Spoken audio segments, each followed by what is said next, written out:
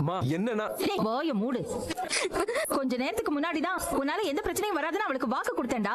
நீ கடை போன வேகத்திலே திரும்பி வந்து சண்டை போடுற. பத்தாததுக்கு கை வேற ஓங்குற. என்னடா நினைச்சிட்டு இருக்க நீ? இது பாரு, அவ தெரிஞ்சதுன்னு வச்சுக்கோ, உன்னை கொன்னே போட்டுருவாரு. அம்மா நான் கையெல்லாம் நீட்டவே இல்லம்மா. டேய், அப்ப என்ன போய் சொல்லிட்டு இருக்காளா இவ? அண்ணே, என்னண்ணே நீ இப்படி எல்லாம் பண்ற? இதெல்லாம் நான் உன்கிட்ட எதிர்பார்க்கவே இல்ல. என்னடி எல்லாம் காலியா கிடக்கு? என்ன மீனா இப்படி எல்லாத்தையும் தொடச்சு வச்சிருக்க? உனக்கே தெரியும் எனக்கு இந்த சமைச்செல்லாம் பெருசா பழக்கம் இல்லன்னு. என்ன சமைக்கணும், அதுக்கு என்னென்ன வேணும், 2 பேருக்கு எவ்வளவு மளிகை பொருள் வாங்கணும், காய்கறி வாங்கணும், ஒண்ணுமே தெரிய மாட்டேங்குதுமா.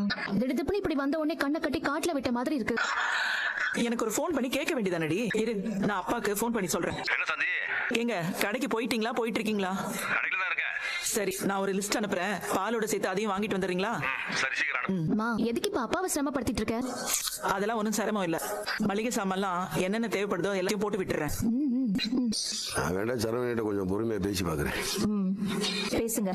நானும் மயில் கிட்ட மறுபடியும் பேசுறேன். ஏங்க, காந்திமதி ஸ்டோர்ஸ்ல வியாபாரம் எல்லாம் எப்படி போகுதா? குமாரி, அடுத்தவங்க கடையில என்ன வியாபாரம் நடக்குது, ஏது நடக்குதுன்னு எனக்கு எப்படி தெரியும்? இல்ல, யாராவது சொல்லிருப்பாங்கல்ல. யாரும் எதுவும் வேண்டாம்.